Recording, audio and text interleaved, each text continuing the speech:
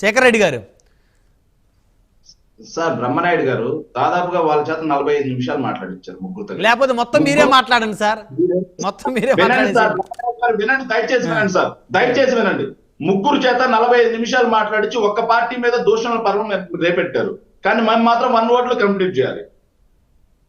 నేను మాత్రం 1 ఓట్లో కంప్లీట్ చేయాలి. 13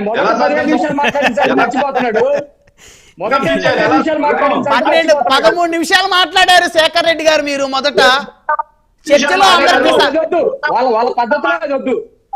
మాట్లాడారండి, వాళ్ళు ఎన్ని నిమిషాలు మాట్లాడారు? శేఖర్ రెడ్డి గారు కంక్లూజన్ అవ్వండి. ఇప్పుడు ఇది నా డిబేట్ లో నేను చెప్పినట్టు జరిగింది కానీ మీరు చెప్పినట్టు జరగదు. దయచేసి కంక్లూజన్ ఇవ్వండి. మీకు ఎక్కువ సమయం ఇచ్చాను, అయినప్పటికీ కూడా మీకు తృప్తి లేకపోతే నేనేం చేయలేను. మీకు సాటిస్ఫాక్షన్ లేకపోతే నేనేం చేయలేను సార్. లేకపోతే మీరు ఏదైనా సెల్ఫీ వీడియో ఒకటి రిలీజ్ చేసి ఇవ్వండి, టెలికాస్ట్ చేసుకుంటా. ఇంకంతమించి ఏం చేయలేదు. బ్రహ్మనాయుడు గారు బోసడీకే అంటే తప్పు లేదన్నారు. ఏదైతే మా అన్న అయినటువంటి మాణిక్యాలరావు గారు, బోసడీకే అనేది తప్పు కాదు కదన్నా, బోసడీకే అనేది తప్పు కాదు. ఎస్, కంప్లీట్ అయి ఉండాలి. మీరు ఇప్పుడు మాట్లాడండి. వద్దులేండి, ఇప్పుడు మళ్ళీ మీరు నన్ను అడిగినప్పుడు చెబుతారు తప్పని మీకు అనిపిస్తే అది తప్ప చూడండి. మాణిక్యాలరావు గారు ఒక్క నిమిషం ఉండండి. శేఖర్ రెడ్డి గారు మాట్లాడి మీరు ఇంతసేపు దూషించిన నేను ఎక్కడ మాట్లాడలేదు. నేను ఎక్కడ మాట్లాడలేదు. ఏందయ్యా, ఏదైతే ఈఎస్ఐ మందుల కుంభకోణంలో అచ్చెన్నాయుడు గారిని అరెస్ట్ చేస్తే కక్ష సాధింపు, హత్య కేసులో కొల్లు రవీంద్ర గారిని అరెస్ట్ చేస్తే కక్ష సాధింపు, ఇట్లా టీడీపీ వాళ్ళని ఎవరిని అరెస్ట్ చేసినా కక్ష సాధింపు. తురకా శ్రీరామ్ గారు మీరు కూడా కక్ష సాధింపు. కానీ ఈ రోజు వైఎస్ఆర్ కాంగ్రెస్ పార్టీ వాళ్ళని అరెస్ట్ చేస్తుంటే మాత్రం చట్టం అద్భుతంగా పనిచేస్తుంది.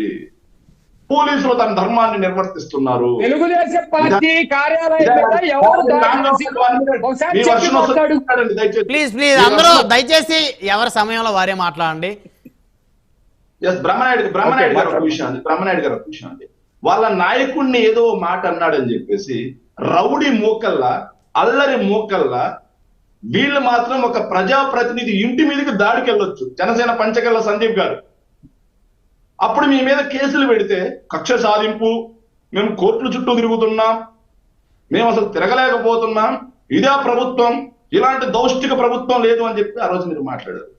కానీ ఈ రోజు వైఎస్ఆర్ కాంగ్రెస్ పార్టీ వాళ్ళని అరెస్ట్ చేస్తుంటే మాత్రం ప్రజాబద్ధంగా నడుస్తుంది, అద్భుతంగా నడుస్తుంది.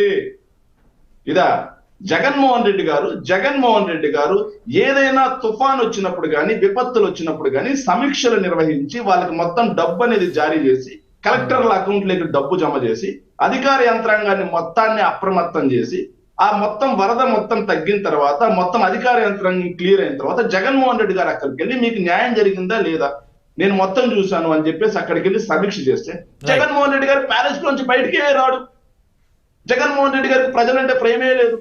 కానీ పవన్ కళ్యాణ్ గారు ఈ రోజు అదే పని చేస్తే పవన్ కళ్యాణ్ గారు అద్భుతమైన పని చేస్తున్నారు, సూపర్ పని చేస్తున్నారు.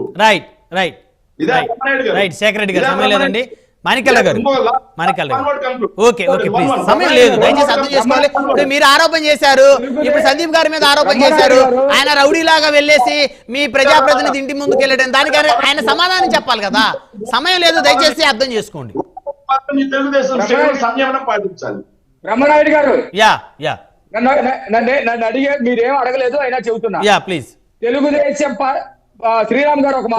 శ్రీరామ్ గారు వస్తాను. తెలుగుదేశం పార్టీ కార్యాలయం మీద దాడి చేసిన, చంద్రబాబు నాయుడు గారి ఇంటి మీద దాడి చేసిన, అట్లాగే సామాన్యమైనటువంటి వాళ్ళ మీద దాడి చేసిన, రేప్ చేసిన, హత్య చేసిన, ఆ రోజు వాళ్ళు సామాన్యమైనటువంటి వాళ్ళు కేసులు పెడితే తీసుకోకపోయినా అవన్నీ కూడా ఖచ్చితంగా తీస్తాము.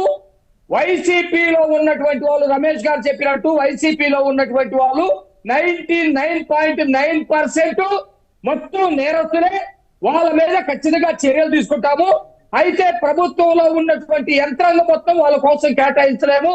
పూర్తిగా ప్రజలందరూ కూడా ఇది కక్ష సాధింపు చర్య అనుకునే పద్ధతిలో మేము చేయము. ఒక పక్కన అభివృద్ధి, ఒక పక్కన విపత్తులు ఎదుర్కోవటం, ఒక పక్కన పరిపాలన చూసుకోవటం, అదే క్రమంలో మిగతా ఏదైతే గత ప్రభుత్వంలో అరాచకాలు సృష్టించి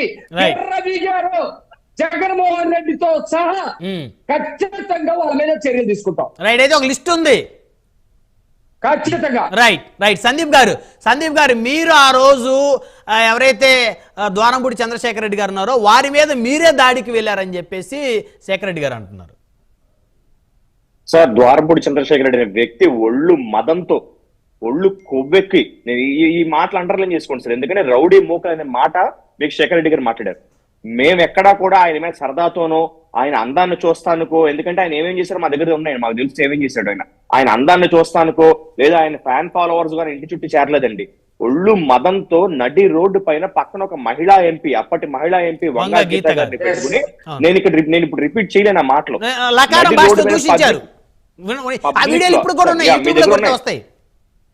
మీ దగ్గర విజువల్స్ ఉన్నాయి సార్. ఆ మాటలు మాట్లాడితే మా అధ్యక్షులు గారిని, వారి తల్లిని, ఒక మహిళని ఎందుకు తిట్టాల్సి వచ్చింది, వాళ్ళకి దానికి క్షమాపణ చెప్పమని చెప్పి మేము కాకినాడ భానుగూడి సెంటర్ దగ్గర మేము స్వచ్ఛందంగా శాంతియుతంగా ఒక జెండా కర్ర కూడా మా చేతుల్లో లేదు సార్.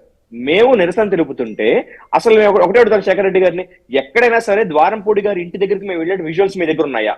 ద్వారంపూడి ఇంటికి సీసీ కెమెరాస్ ఉన్నాయి కదండి, ఆ విజువల్స్ ఇమ్మనండి బయటికి. మేము కనీసం ఆ ఇంటి పరిసర ప్రాంతాల్లో కూడా వెళ్ళలేదు సార్. ఆయన తిరిగి మా పైన బీర్ బాటిళ్లతో, కంకర రాళ్లతో,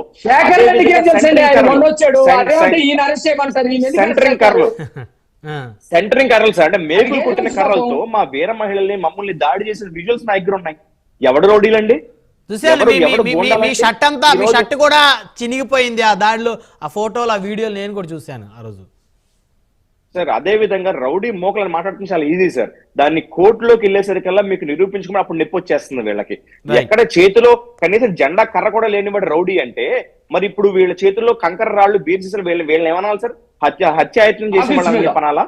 మా మీద మాకు సంబంధం లేకుండా రోజా గారి విషయంలో మమ్మల్ని తీసుకెళ్లి అరెస్టులు చేసి 7 రోజుల పాటు సెంట్రల్ జైల్లో పెట్టి, జైల్లో స్వయంగా మమ్మల్ని టార్చర్ పెట్టి మోకాళ్ళ పైన కూర్చోబెట్టి బెల్ట్లతో కొడితే మేము జడ్జి గారి దగ్గర రికార్డ్ ఎవిడెన్స్ మేము ఇచ్చాం సార్. మా దెబ్బలు మేము జడ్జి గారి దగ్గర చూపించాం. అది మీకు కక్షపూరిత రాజకీయాలు అంటే అవి వైసీపీ చేసిన 5 ఏళ్ళు కూడా కక్షపూరిత రాజకీయాలు. ఈ రోజు చెప్పమనండి సార్ ఎవడన్నా.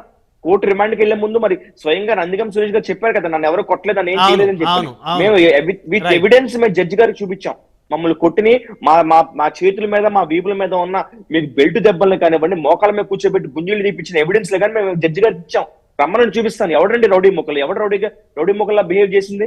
జన సైనికులు చాలా క్రమశిక్షణతో, చాలా ఓపికతో ఉన్నారు సార్. ఇలాంటి మాటలు మాట్లాడి జన సైనికులు గానీ, పవన్ కళ్యాణ్ గారి అభిమానులు రచ్చకూడదని మేము కోరుకుంటున్నాం. సమయం శ్రీరామ్ గారు నన్ను అడిగారు, అచ్చెన్నాయుడు గారు విషయం అడిగారు. అచ్చెన్నాయుడు గారిని మీరు అరెస్ట్ చేయడం ఏ మాత్రం కక్ష సాధింపు కాదు, రాజకీయ కక్ష సాధింపు కాదు. కానీ మీరు ఆయనకి కింద నుంచి రక్తం కారిపోతుంటే శ్రీకాకుళం నుంచి తీసుకొచ్చారు చూసారా, కారులో ఆయన అడిగి రిక్వెస్ట్ చేసినా కూడా ఆపకుండా తీసుకొచ్చారు చూసారా, అది రాజకీయ కక్ష సాధింపు. అంతేగాని మీరు ఆయన మీద కేసు పెట్టడం, ఆయన అరెస్ట్ చేయడం అనేది ఏ మాత్రం కక్ష సాధింపు కాదు. ఈ రెండింటికి తేడా మీరు తెలుసుకోవాలి. రెండోది, మన ఈ సందీప్ గురించి మాట్లాడారు. సందీప్ నేను బలపరచాల్సిన అవసరం కానీ సపోర్ట్ చేయాల్సిన అవసరం కానీ లేదు. బట్ రాజకీయ పార్టీలు అన్నిటికీ చెప్తున్నా, తేడా తెలుసుకోవాల్సింది ఏంటంటే దాడికిను ధర్నాకి తేడా తెలుసుకోవాలి. దాడి వేరు, ధర్నా వేరు. ధర్నా అనేది ప్రజాస్వామ్యబద్ధంగా అధికారం. సో వాళ్ళు భానుగూడి సెంటర్ దగ్గర చేశామని క్లియర్ గా చెప్తున్నారు. సరే, ఆయన ఎమ్మెల్యే ఇంటి దగ్గరికి వెళ్ళినా కూడా ఎమ్మెల్యే ఇంటి దగ్గర ధర్నా చేయడానికి కూడా అవకాశం ఉంది. ఇలాంటి కోసమే విజయవాడలో ఒక ధర్నా చౌక్ కూడా ఉంది. ధర్నా చౌక్ ఎందుకు పెడతారు? ఇలాంటి నిరసనలు తెలియజేయడానికి. మాట్లాడాలి. రాజకీయాల్లో ధర్నాలకి కర్రలతోటి కొట్టాలు, కొట్టడాలు. సో దాళ్ళంటే కర్రలు, రాళ్ళు తీసుకొని వెళ్ళి అద్దాల పగల కొట్టడాన్ని దాడి అంటారు. సో నిరసన అంటే ధర్నాగా చేతిలో మారణాయుధాలు ఏం లేకుండా వెళ్ళి నిరసన తెలిపి కూర్చోటాన్ని ధర్నా అంటారు. శేఖర్ రెడ్డి గారు నవ్వుతా ఉన్నారు. రెడ్డి గారికి కూడా నిరసన చేసే హక్కు ఉంది. ఇవాళ మన డిబేట్ మీద ఒక నిరసన చేసే హక్కు రెడ్డి గారికి ఉంది. ఏదన్నా సెంటర్లకు వెళ్ళి ఆయన నిరసన చేయమండి, ఎవరు అరెస్ట్ చేస్తారు నేను చూస్తా. ఈ ప్రభుత్వంలో అరెస్ట్ చేస్తే వాళ్ళని కూడా నేను తిడతాను. రెడ్డి గారిని ఇవాళ మన డిబేట్ మీద ధర్నా చేయమనండి. ఎవరన్నా అరెస్ట్ చేస్తారేమో చూద్దాం. ఎవరన్నా అరెస్ట్ చేస్తే రెడ్డి గారు ఈ ప్రభుత్వం రెడ్డి గారు అందించట్లేదని విజయవాడలో ధర్నా చేయమనండి.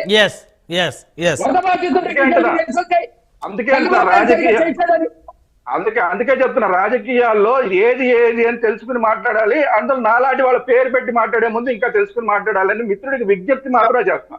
శ్రీరామ్ గారు, రాజకీయాల్లో ధర్నా ఏదో దాడేదో తెలియకుండానే నేను రాజకీయాలు ఇన్ని రోజుల నుంచి లేను. నేను రాజకీయ కుటుంబం, మాది రాజకీయ నేపథ్యం. మీలాగా నేను రాజకీయ భానుగుడి చేసిన దానికి మీరు ఆయన ఇల్లు ఎక్కడ చెప్పండి. నాకు చిన్న ఇన్ఫర్మేషన్ ఇవ్వండి. చిన్న కాకినాడలో ఎమ్మెల్యే గారి ఇల్లు ఎక్కడ, భానుగుడి సెంటర్ ఎక్కడ? నాకు భానుగుడి సెంటర్ తెలుసు, ఎమ్మెల్యే గారి ఇల్లు తెలుసు. మీరు నాకు చెప్పండి, లైవ్ లో చెప్పండి. ఈ రెండు పోనీలేండి శ్రీరామ్ గారు, సమయం లేదండి. నవ్వుకుంటున్నారు సార్, నిజంగా నవ్వుకుంటున్నారు ప్రజలు ఈ డిబేట్లు చూసి. నాకే నవ్వుతుంది. మీకెందుకు నవ్వుతుందో మాకు అర్థం అవ్వట్లేదు. శేఖర్ రెడ్డి గారు, మీరు ఎందుకు నవ్వుతున్నారో అర్థం కావట్లేదు. అప్పట్లో కాదు శేఖర్ రెడ్డి గారు, అప్పట్లో మీ మిత్రులు కూడా ఇలాగే నవ్వుతా ఉండేవాళ్ళు డిబేట్లు జరిగేటప్పుడు. బట్ ఎందుకు నవ్వేవారు ఎవరికి అర్థమయ్యేది కాదు. సార్ నాకు అర్థం కాదు ఏంటంటే, వాళ్ళ పార్టీ నాయకులు అరెస్ట్ అయ్యారని చెప్పి ఆయన చెప్తున్నారు, మళ్ళీ ఒక పక్కన ఆయన నవ్వుకుంటున్నారు. అంటే కనీసం వాళ్ళ పార్టీ నాయకులు అరెస్ట్ అయిన బాధ కూడా ఆయన శేఖర్ రెడ్డి గారికి లేదా అండి? నవ్వు వస్తుందంట. మాకైతే మాకు సిగ్గు అనిపిస్తుంది. 5 ఏళ్ల పాటు ఇలాంటి వ్యక్తులు మనల్ని పాలించాలని సిగ్గుపడుతున్నాం. సమయం లేదండి. ధన్యవాదాలండి చర్చలో పాల్గొన్నందుకు. శేఖర్ రెడ్డి గారు, పిల్లి మాణిక్యాలరావు గారు, పంచకర్ల సందీప్ గారు, అదేవిధంగా తురగా శ్రీరామ్ గారు, అందరికీ పేరు పైన ధన్యవాదాలు. మరి ఇది వాళ్ళ హాట్ టాపిక్. చూస్తూనే ఉండండి. Keep watching prime.